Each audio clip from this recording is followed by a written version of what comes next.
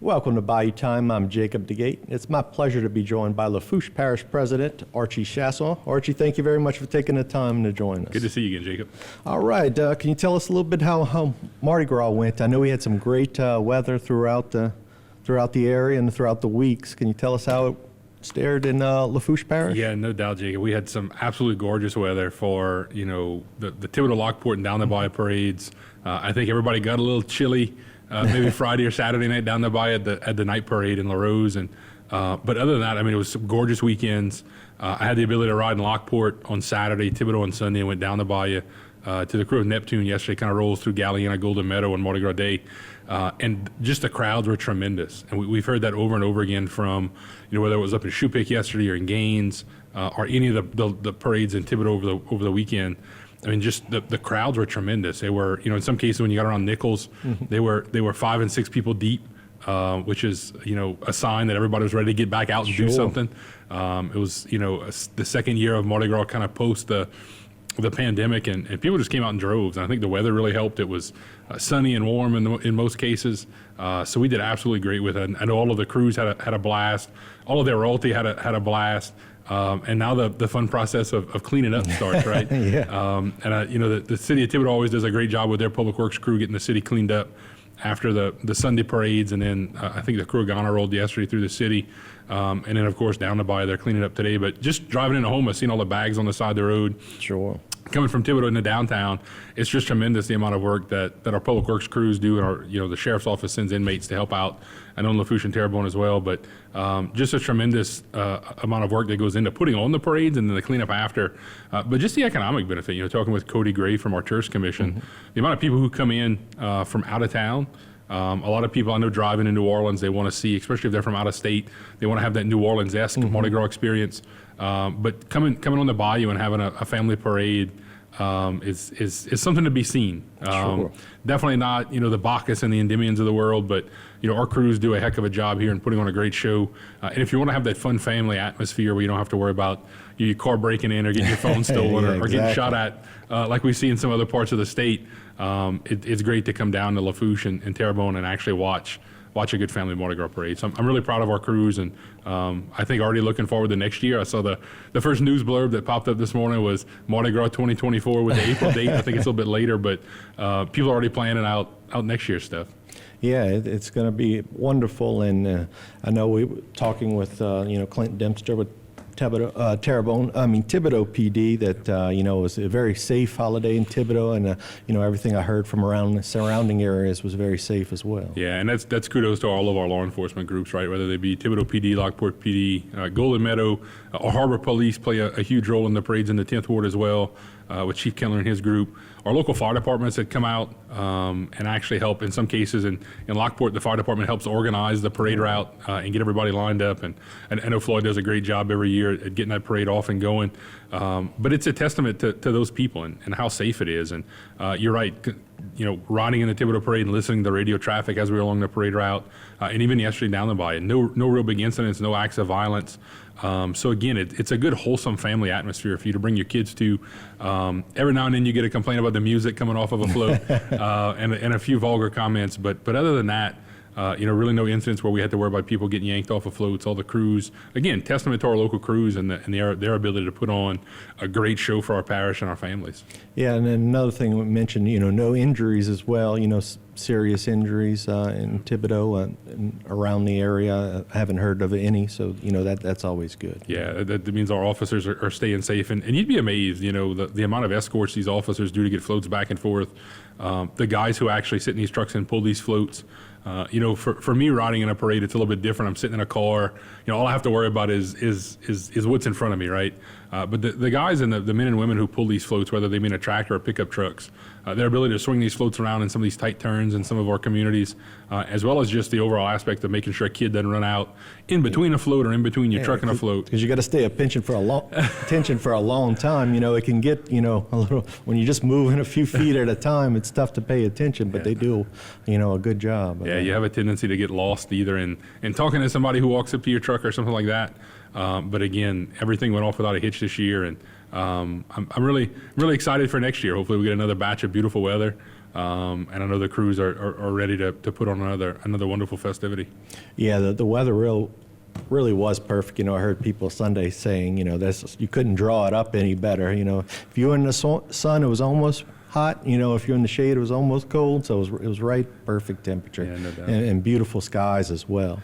Yeah, and it worked out. I rode every weekend, and I'm a little bit darker than I was on Friday afternoon, but it's worth it. It's worth it to see the smiles on the kids' faces. It's worth it to see people along the parade route and get to catch up with them that you don't get to see every day. And as us politicians put it, shaking hands and kissing babies Exactly. along those parade routes. But again, really a huge spectacle to see, and just the way these everything from the way the floats are decorated to what people are throwing. I got to give a quick, and I know we're running out of time. We got to give a quick shout out to Miss Roxy down the bayou. Made the New Orleans music or news market. Her big throw this year was hubcaps. She had some specially painted hubcaps in the ladies' parade in Golden Meadow. I think Saturday night. And it was weird to see people throw it. It was I think a bowling pin that came out of the crew at Neptune yesterday down in Golden Meadow as well. So those folks down the bayou know how to come up with some creative throws for the people along the street. So it was, again, great to see. Yeah, it was great to see, great time, and sad it's over, but there's always next year. So Always next year. there's a lot of work to be done, around this area, but there's also, you do have to travel a little bit. I know you've been making a couple trips up to D.C. to do some politicking up there for us. Can you tell us a little bit about that? Yeah, and we joking during the break, we went up there. A huge contingent always goes up there for Washington Mardi Gras. Sure. And, huge networking opportunity, and I think there were about 12 different parish presidents that went up there for that particular trip. And we had the ability to meet with our local delegation. Of course, we met with FEMA on our typical parish issues as we deal with FEMA reimbursements from Hurricane Ida. Also beat up them on them, a little bit about flood insurance, which is always Sure. fun. And I'll talk about that in a second. And then we went back about a week and a half later for the National Associations of Counties Conference, and it's something that we've gotten really involved in since I took office in 2020. We're the only parish, I think, in the state and one of the very few counties in the country that have our entire executive team appointed to these national steering committees that deal with everything from finance and pensions to healthcare issues and human service issues. Mitch Ogeron, who's our parish administrator, was serving on the transportation committee and was instrumental in creating a ports and waterways subcommittee, because so many coastal counties, of course, have access to ports and different waterways. So he's now a vice chairman of that committee. So that's really awesome to have some leadership on a national stage. And then I sit on the Environmental, Energy, and Land Use Committee as one of the committee vice chairs as well. And we do everything from offshore royalty revenue and things like the RISE Act that Senator Cassidy's working right now with Senator Whitehouse to not only give us more money from the offshore side of the picture that we get from the traditional oil and gas revenues, but also looking toward the adventure of offshore wind. That is becoming a very hot topic. Sure. Both Chet Chaisson from the port, State Representative Joe Ogeron and I all sit on the Gulf of Mexico Offshore Wind Task Force that BOEM created at the request of the governor. It's all the Gulf states, but Louisiana and Texas have a much larger presence, and they're ready to pull the trigger on some of their offshore leasing for the Gulf. It was delayed a little bit because there was some language, and thanks to a senator from West Virginia, Senator Manchin, who actually put some language in there that before the federal government could actually do offshore wind leases, they had to finish up the oil and gas leases that they didn't do for the last Yeah. 2 years, right? Very smart thinking by Senator Manchin. So we should see a boost in revenue from GOMESA because of that. You're going to see those 2 lease sales that didn't happen, and the 1 lease sale that happened that was kind of blocked by the courts actually get validated, and some of those blocks get leased out. So we're hopeful later this year we see some of that offshore wind lease block happen. And when you look at what happened off of New York and California recently, we're talking about billions of dollars in bids for offshore wind blocks. And if we get 37% of that to the state of Louisiana, 37.5%, that's a huge windfall for our coastal program, right? That Sure. means more monies, and you're very familiar with this, right? More monies for hurricane protection, for our levees, for our drainage infrastructure, for floodgates, everything that we know we need here. And in Louisiana, it's wholly dedicated to coastal restoration and hurricane protection through CPRA. And Chairman Klein and his group up there have done a big job. So we're pushing NACO to take a voice in that bill and actually help push it through. We were very close at the end of the last Congress to getting it pushed through in one of the end of the session packages, but kind of fell short. It was one of the last 3 or 4 bills that fell out of the package. But We're going to be traveling back to D.C. actually at the middle of March. Lord. The Shore Coalition, as it's been rebranded, used to be the Gulf of Mexico Revenue Sharing Coalition. It was the group of us who were really fighting to see, Go Mesa changes, and now with the advent of the RISE Act, seeing that bill push through, that'll do a whole lot of stuff. So there's a huge group between Texas, Mississippi, Louisiana. Florida, not so much because they don't have offshore drilling, but they could have offshore wind, I guess, if they really wanted it. So you're going to see a huge group go up there in the next couple of weeks again, meeting with members of Congress, telling them how it affects their county from a coastal perspective, things that they can do if they have land use plans, if they have drainage issues. And look, in other states, Go Mesa is used to build boat launches and amusement parks and all kind of stuff because they don't necessarily have the coastal land loss issues that we see in Louisiana. But it'll be a very nice trip. It'll be good to meet with other members of Congress and tell our story from coastal Louisiana and how we've done things here and kind of help them bridge the gap about how it relates to their community. And looking at some of those inland states. And, a lot of this now is tied. President Trump made some changes to Go Mesa where it goes to the Great American Outdoors Act, which pays for ballparks and all kind of all stuff. So when you're talking to a congressman from Wyoming, and he's like, well, why are you worried about offshore wind, right? Yeah, we get it. You want more land built or more levees.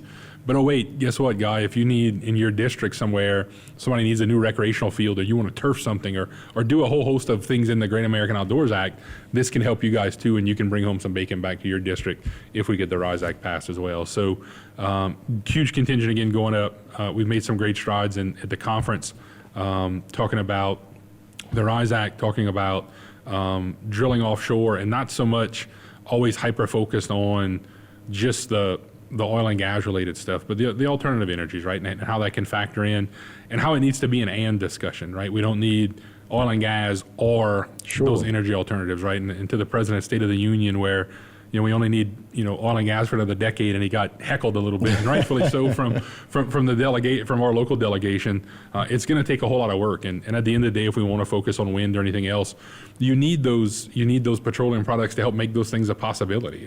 As I like to put it, you can't lubricate a windmill with sunflower seed oil, right? You need a petroleum product. So it's going to take all forms of energy to do that, and I think it's something that we're very committed to in Lafourche. I know it's something that we talk a lot with the Great Lafourche Port Commission and their folks about because they're hyper focused on how to make that energy addition as well and how they can bring more business to Lafourche and to Louisiana.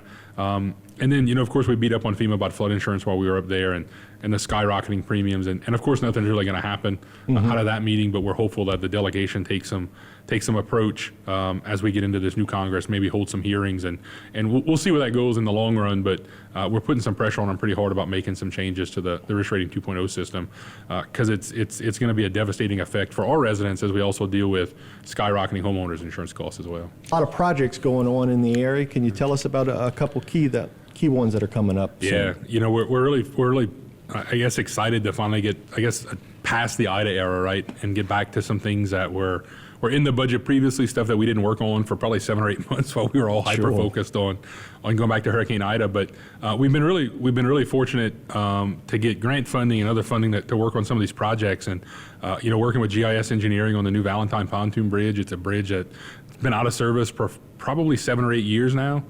Just an old defunct pontoon bridge, and the daily traffic counts on this bridge are not very high. We probably get a couple hundred people that cross it every day. It's near Valentine Chemical, so you get some of their employees who cross it. But where this bridge really comes in handy is during evacuation routes, or for some reason we have a serious accident. Or something crazy happens on LA1 or 308, it's about an 18-mile round trip for somebody to catch one of the other two bridges to try to get to the other side of the bayou. So, we were very fortunate. We had some money that was put up by DOTD, the state, the late state rep Reggie Bagala got a commitment just after he took office from Secretary Wilson for about $1 million, which kind of kicked off the project. The parish then went out and borrowed or bonded out as part of a much larger package, about $3.5 million to kind of make up the gap. And then last year, we were lucky enough to get a RAISE grant through the Infrastructure Jobs Act, through the Biden administration, to actually help finish out the project. So it'll be a brand new bridge. It'll be a little bit wider than the current one, from 28 foot to 32 foot. Be able to handle a fire truck, which is something that Councilman Otan, who represents that area, but is also the fire chief in Lockport who covers that area, was wanting. That way he could get a fire truck across it from either either side of the bayou if you had to. So we're working through the permitting process with the Coast Guard, having a few issues because they want us to go through some really weird permitting requirements, Really? even though it's an existing bridge and we're just replacing it. So we're working with Congressman Scalise and Senator Cassidy and Senator Kennedy to try to help push the federal government kind of pass the bar on this. I was really hopeful that we'd be driving on the bridge by now, but because of some of this permitting stuff, it looks like we're not going to go to bid till later this year, and then we'll be actually, hopefully under construction before Christmas and be driving on it sometime in the middle of next year. The other thing we're really focused on, one of the bigger things we heard after Hurricane Ida was, people really had no place to bring stuff to dump after a hurricane. They had to wait on the stuff that was on the side of the road. Everybody compares it to Ashland that you guys have here in Terrebonne. So we kind of, started looking around and trying to figure out, well, how can we build a kind of a residential waste collection facility? Really, not really a transfer station, not that you would bring open garbage and just dump it everywhere and we'd have to pick it up and haul it off to River Birch. But so we found a place out in Jefferson that the Jefferson Parish had built several years ago, and it's a concrete structure you drive up on. You can back your pickup truck or whatever you have up to a dumpster and then offload it, down into a dumpster. That way you're not throwing it up. So we're in the middle of design work. We have GIS Engineering is doing the design work for us on the structure. Elos Environmental out of Hammond is doing some of the environmental work. It's going to be built on Highway 182 near the Sheriff's Office shooting range. So the Sheriff's Office has half of that property. We have the other half. So we're going to build it right up in the front. Most of that property was the old Parish landfill back in the day. I think when my dad was still a youngin'. But it's going to be built around there. So we're doing some environmental work to make sure we're not breaking the cap on the old landfill, and then doing some permitting work with DEQ to operate the structure in the facility after it's done. But it'll be either free or very low cost, like $1 every time you come dump something. And if you have an old sofa and ice box, or you clean out a house and you don't want to wait for the big truck to pick it up on the side of your road, you don't want to leave it out in front of your house for a while, you can come drive up over here and just dump it at little or no cost. And it'll be open to contractors. If you're bringing stuff in as a contractor, we'll just charge you by the cubic yard, as long as you're from Lafourche, and then let it rotate through the system. So we're pretty well close to getting the geotechnical work done, and hopefully be out to bid on this project later on this year as well. And then looking at more of the recreational aspect, working with Pisciola and Associates, which is a group from South Lafourche, doing some modifications to the Leeville boat launch. The Leeville boat launch was heavily impacted during Hurricane Ida, to the point where most of it was washed out. We did some very quick emergency repairs, and I know you guys were there from HTV to cover the groundbreaking for LA1, that last segment when the governor came down. We dressed it up pretty nice so the governor could do a groundbreaking and we could put the tent out down there. But now we're focused on, refixing the entire facility, building the fishing pier that was there pre-Hurricane Ida, building it back out so people can fish if they don't have access to a boat. The number of people that were using that little fishing pier, it was ADA compliant, so if you were in a wheelchair or scooter, you could get out there and do it as well. So we're really hyper-focused on bringing that project back to creation. Been working very closely with FEMA to actually fund that project, because boat launches aren't insurable, so there was no benefit of that there. So we're putting some skin in the game from our match perspective, and going to build it back a little bit stronger, so hopefully the fishing pier, we ever have another Ida, doesn't completely wash away again. But Joe and his group are doing a great job on it.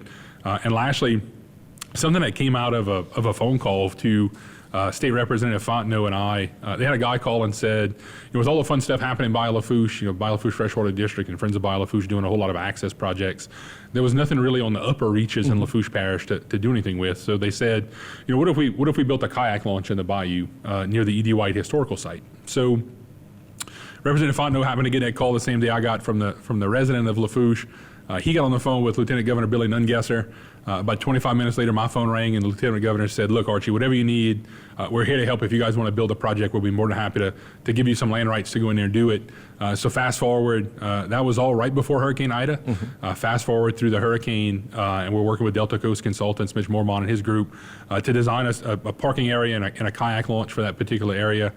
There's already a boat dock kind of there. The Jean Lafitte Center in Thibodaux uses it because they do boat tours in By Lafourche, and they'll come up the bayou, dock their boat there. So we're going to build a small kayak launch and a ramp where you can park, drop your kayak in the water, and then paddle up and down the bayou, whichever way you want to go.